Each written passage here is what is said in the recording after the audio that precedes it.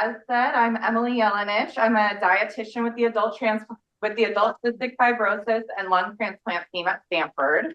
And today I'm going to talk to you folks about the gut microbiome and cystic fibrosis, which I think was a topic that was requested by the group. And so I'm excited. I hope there's a lot of interest in this topic. And it's something that I haven't presented before. And I was really excited that this is what you wanted to talk about because it's a topic I'm interested in too. All right. So what is the microbiome? I think this is like a pretty familiar word for a lot of people, but maybe you don't know the exact definition. So this is the community of microorganisms that exist in the digestive tract. So we have microbiomes on other parts of our body. For example, the skin has its own microbiome, but today we want to talk just about the gut. And so microorganisms consist of fungi, bacteria, and viruses that live in there. And I'm going to refer to these as bugs. I kind of like talking about them like bugs. They're living, they're tiny. And so if I talk about bugs, this is what I'm talking about. Don't be like worried that I'm talking about like spiders or anything. There are a lot of these microorganisms living in the gut. There are probably more than 100 trillion microbes that live in our GI tract. I have this 10 to the 14 number, and like I had to Google how you even say that. So it's 100 trillion, which I can't personally conceptualize. And then also as far as like for reference, they estimate that that's about 10 times more bacterial cells than human cells in our bodies. So we're kind of outnumbered by the bugs. And then for genetic material, the microbiome has about 100 times the amount of genomic material as we do in our bodies. So these are like pretty significant things that we coexist with. And so the highest abundance, the most of them live in the colon. So we have our small intestine and then the colon, and that's where most of the bugs live in our GI system. There are microbes that are good and bad. And so we refer to good bugs as symbiotic.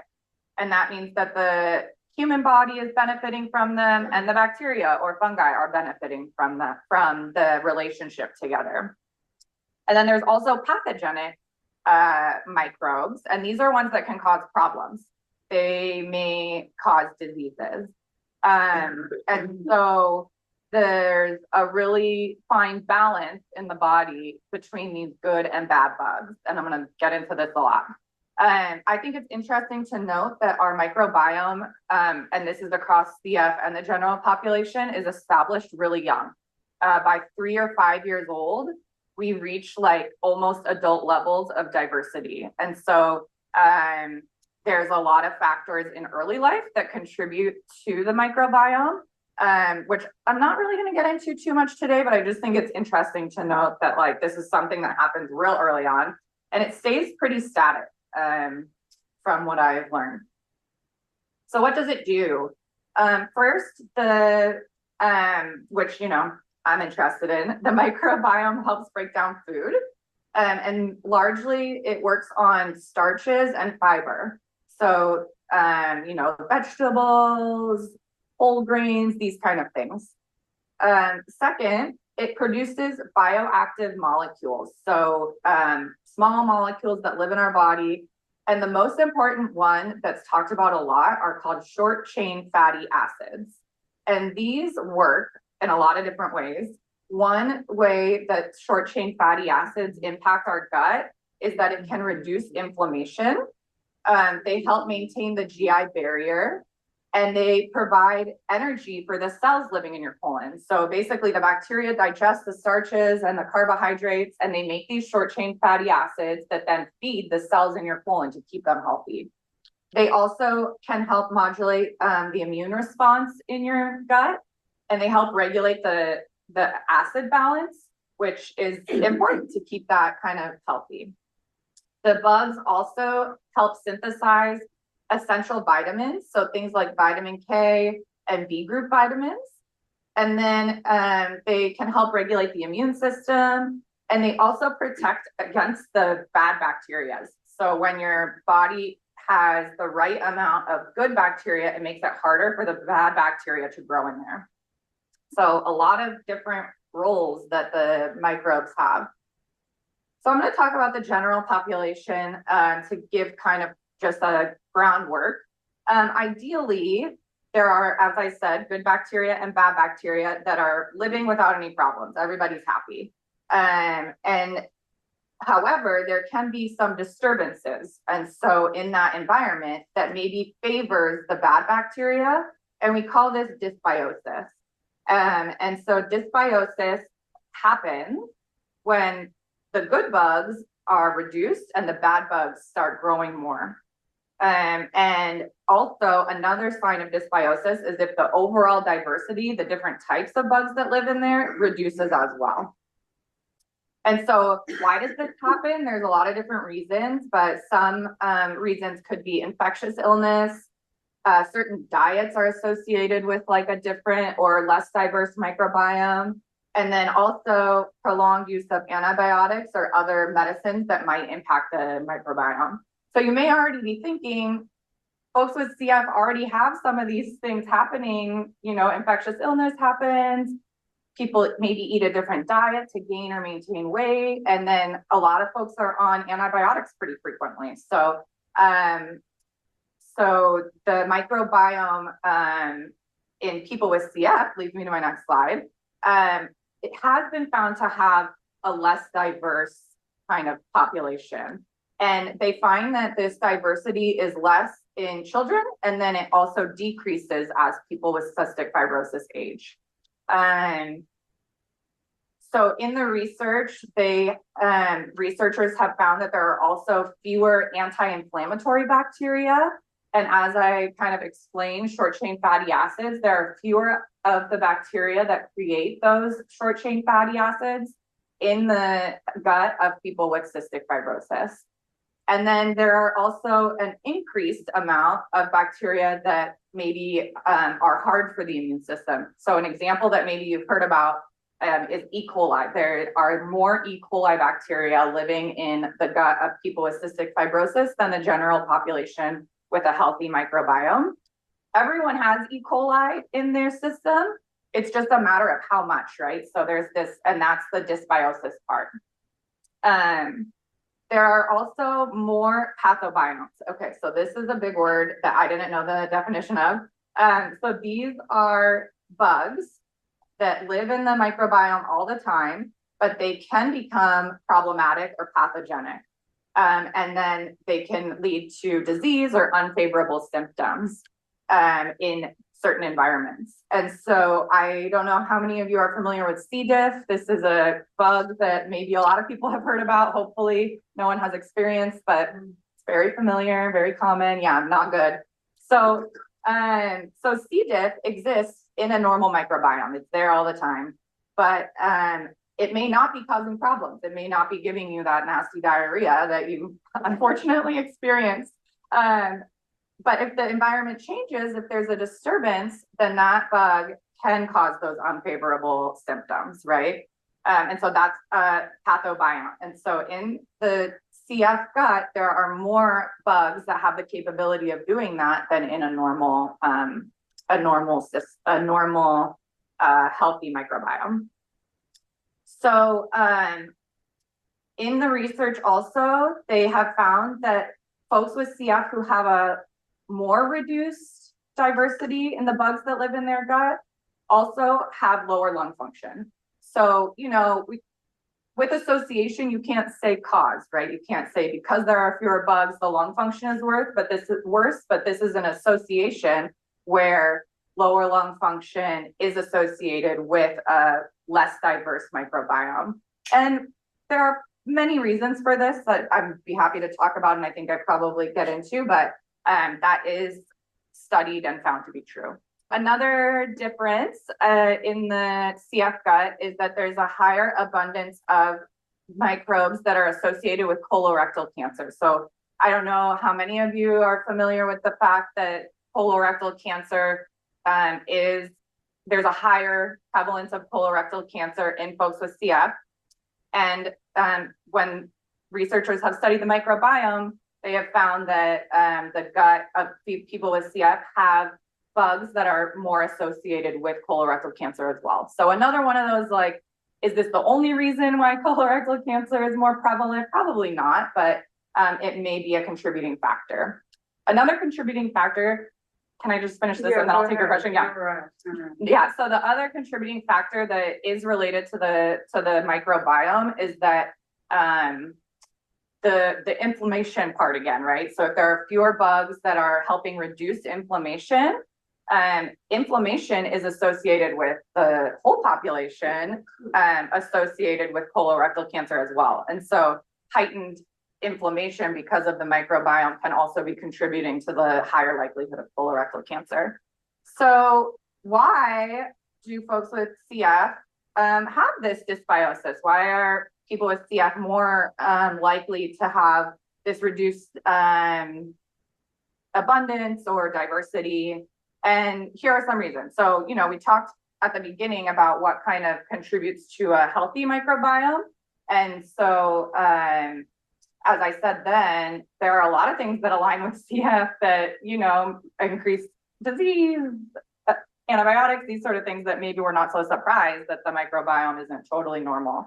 So the first that I listed here, the CF gut tends to be more acidic. And so this favors certain bacteria over others. Bacteria are very picky. They like a very specific environment. And so when that environment changes, some are going to do better and some are going to do worse. And so the acidity in the GI tract favors certain bugs over others. There is the thick mucus. So just like in the lungs, there's the thick mucus in the gut as well. And this, you know, similarly, the environment is different than a healthy gut. Also, bacteria and fungi are very particular about what they cling to. And so if the gut is sticky, the bugs are not going to be able to stick as well necessarily. Like the function of them living in there, literally like physically, might be harder with that sticky lining. The bowel is less hydrated because of this mucus lining, but that lack of hydration may be not preferable for some of the bacteria. We know that the digestive system moves slower in CF. And so this actually is another kind of physical problem where in a normal digestive system, the peristalsis or contractions help eliminate like dead bugs and skin cells and a lot of different stuff. So when people are having regular contractions, regular bowel movements, it's flushing those, that kind of waste, it's literally waste, out of the system. But when the motility is slowed or different, then that waste sticks around for longer and that changes the environment. We know that a lot of folks have altered digestion and absorption in cystic fibrosis, pancreatic insufficiency, right? And so that altered digestion of the fats gives the bugs different things to work on, right? Eat, essentially. You can think of fat, carbohydrate, protein as food for the bugs. And when the fat isn't digested appropriately or optimally, then the bugs have different types of foods that they can eat. And so this can be like good or bad, right? Depending on what the bug prefers. You may be familiar with the CF diet or what maybe is a historic CF diet since modulators, but it was characterized by high calorie, high fat, high sugar, and lower fiber, right? And so again, this is giving the bugs different food. We call these substrates in science. So different food for the bugs to eat that unfortunately in the general population is associated with dysbiosis. So, but you know, people needed to eat this diet or maybe still do to maintain their weight and maintain their nutritional status, which is also really important. So diet has played a role in the dysbiosis as well. A lot of folks take antibiotics very frequently, and antibiotics work across the body to eliminate bacteria and viruses and all of this. And so that also can alter the microbiome. And that one is scientifically proven. They have conclusively associated chronic antibiotic use with a decreased diversity in the microbiome. Speculated that perhaps the use of acid suppressing medicine can also impact that diversity, but that one has not been scientifically proven yet. Okay, so why do we care? What are the impacts of dysbiosis, right? I've talked about this in the earlier slides, but just to remind everyone, there is an increased intestinal inflammation associated with dysbiosis. We talked about the increased risk for GI cancers. Also, you might think, I think, that a change in the diversity or types of bugs that are in the gut may lead to different GI symptoms.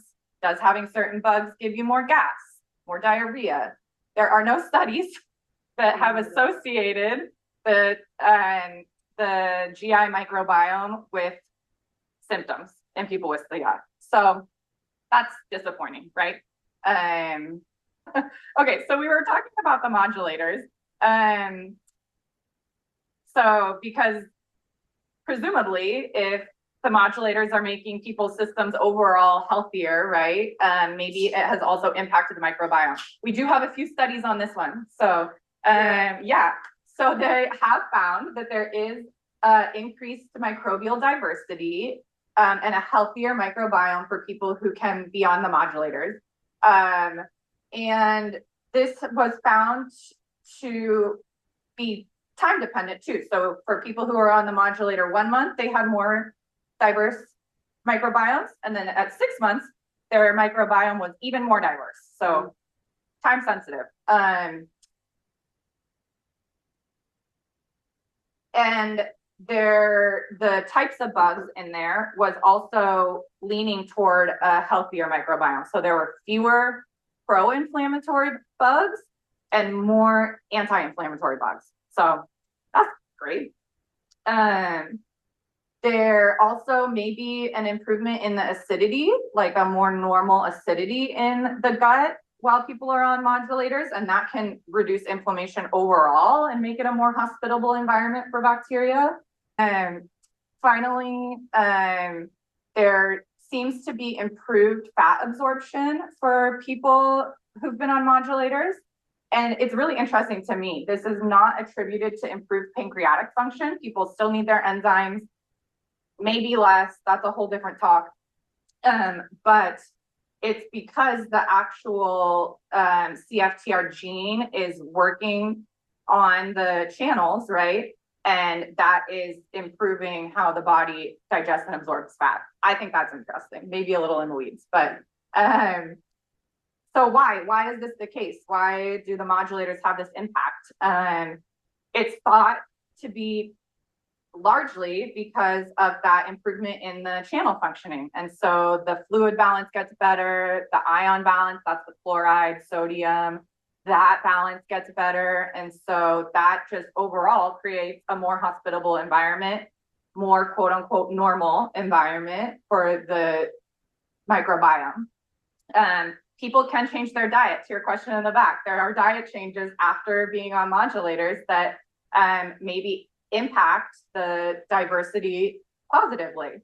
And then if people are healthier, then maybe they're not using antibiotics as often. And so that kind of reduces the antibiotic burden as well, which can help improve the gut microbiome. So I thought that that was worth talking about. I know that not everyone can be on modulators, which is again a whole other talk, not my talk, but I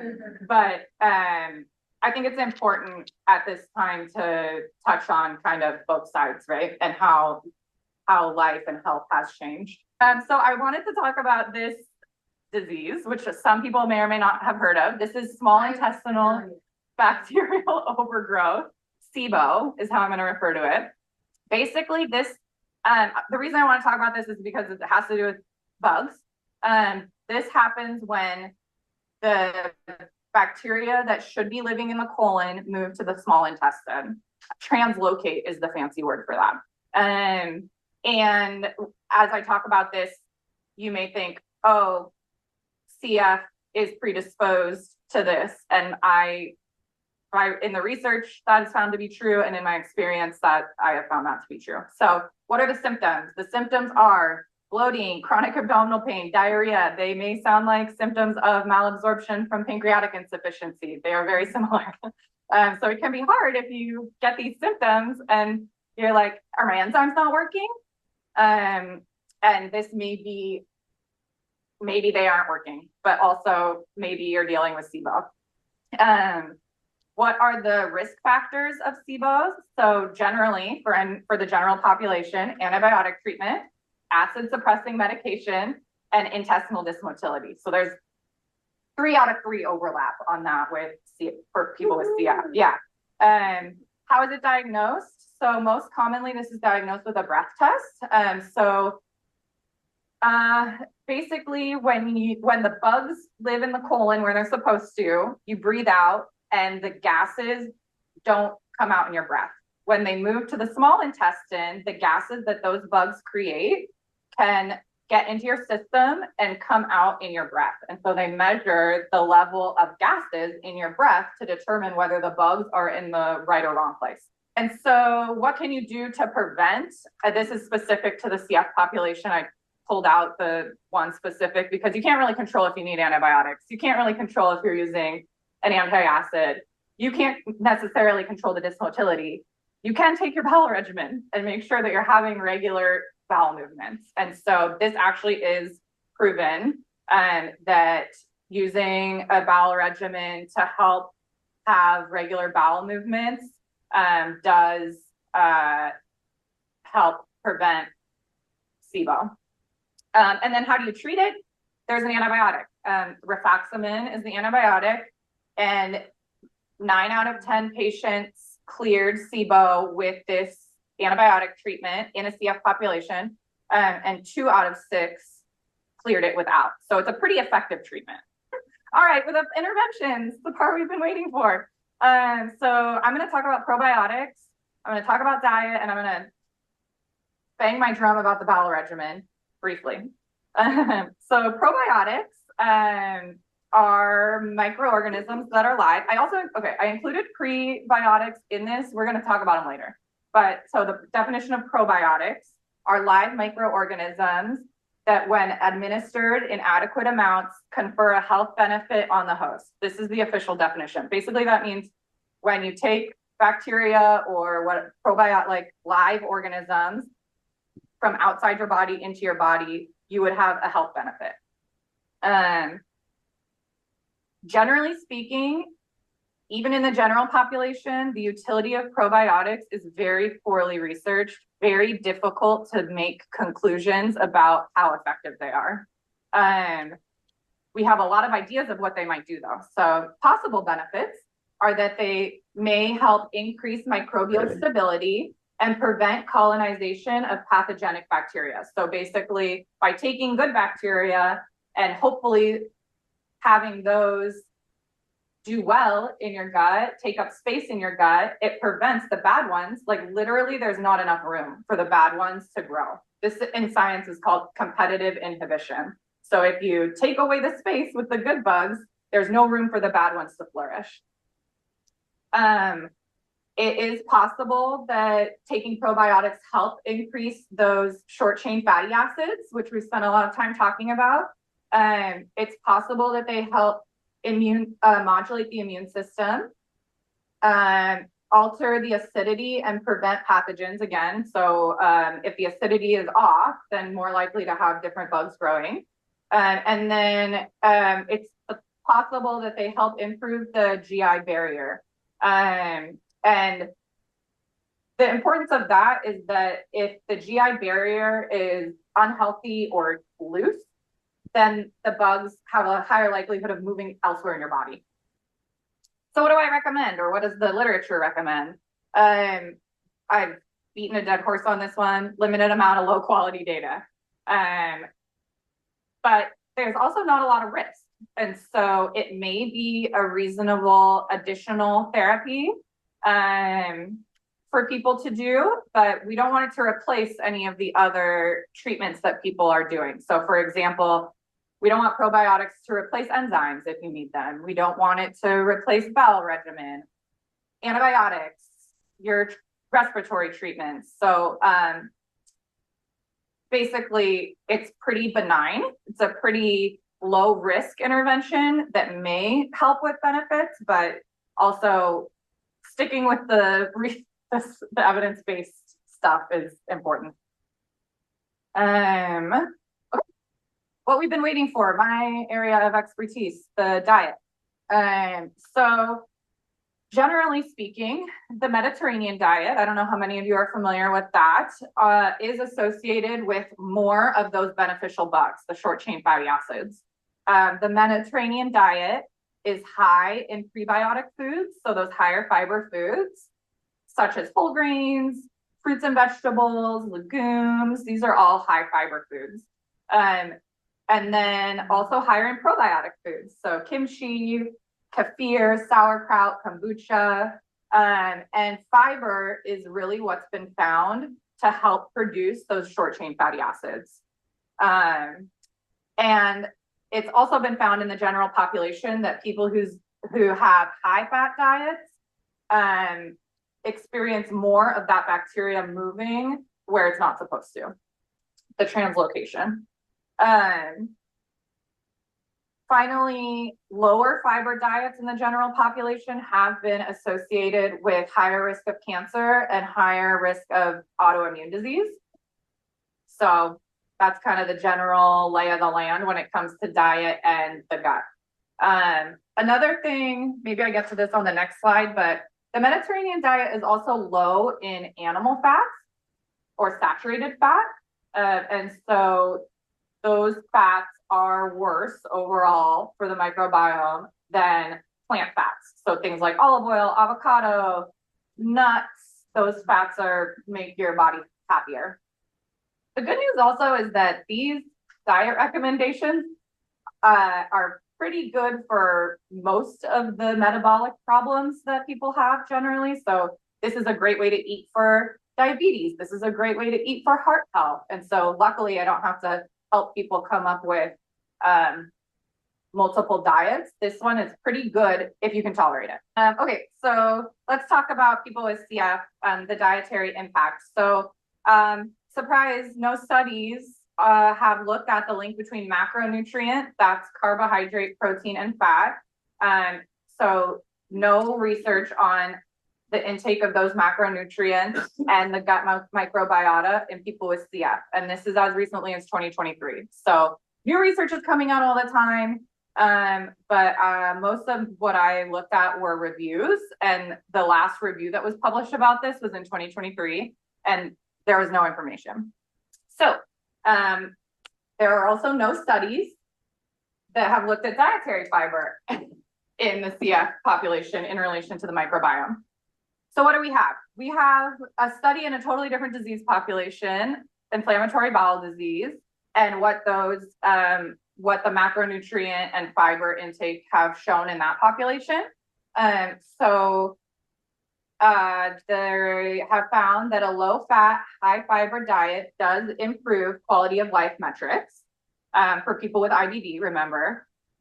The higher fiber diet reduces inflammation in a mouse model. So if we think we can't extrapolate from children, extrapolating from animals is even worse. And then saturated, so animal fats, higher saturated fat diet reduces the microbial diversity and increases the disease severity of IBD, also in mice. So the research is not good. This was actually, I did my graduate work on IBD, and this is also really bad studies, like not a lot of good research. So what are the barriers to extrapolating? What are you supposed to do as someone with CF with your diet to help your microbiome? There are a lot of barriers. Obviously, IBD isn't CF. So also, when we talk about CF gut generally, a lot of time is spent talking about constipation, I hope, maybe not enough in my opinion, but increasing your fiber intake may make constipation worse. And so following this high fiber diet may not actually be helping you out in the short-term or long-term when it comes to increasing your fiber intake. It has been shown that increased fiber impairs gut motility and stooling regularity. So it's kind of tough to say, like, everyone with CF who's at a good nutritional status should adopt the Mediterranean diet. I promised I was going to talk about bowel regimen one more time. Here we are. What do we know about bowel regimen? So why am I doing this? So because dysbiosis is associated with dysmotility, or that like difference in how our stool goes through, promoting regular stooling can help improve and maintain a healthy microbiome. And then also it can reduce your risk of SIBO, which I think is great. So we know a bowel regimen helps people have more regular, consistent stools. It also prevents substrates. So the food, right, what we were talking about as what the bacteria eats, it prevents that from being in the area for too long. And so if you have those substrates in one part of your colon for too long, and there's some bad bugs in there, and they have access to that food for a long time, they're going to be more likely to flourish. So keeping things moving through at a regular cadence can help keep the bugs in the right abundance. So generally, Miralax works by helping to hydrate the bowel. And so we know that for people with CF, the hydration of the bowel is less. And so that's why Miralax is so good for the CF population. It's not just like Miralax is paying CFF to shill Miralax, right? It actually treats the physiological issue. And then again, Amitiza and Linzess, those ones help with the motility. And so this may be something that might be helpful to add on to your bowel regimen. You can't get it over the counter. It's hard to get covered by insurance. So, but there are other options, you know, and like I said, we refer people to GI all the time, because unfortunately for people with CF, the GI issues are like a little too difficult to manage for us in clinic all the time. Okay, and then what are the goals? For people with CF, we want you to be having 2 to 3 bowel movements a day that are formed, easy to pass, and then number 3 or 4 on the Bristol stool chart. So this is my soapbox, helping people with constipation. So I just wanted to bring the bowel regimen into it. It will potentially help with the microbiome and definitely is important for quality of life and preventing constipation. Yeah, I had a conclusion. We've concluded everything. Questions. It's so nice to meet you all. And I'm happy to answer any more questions.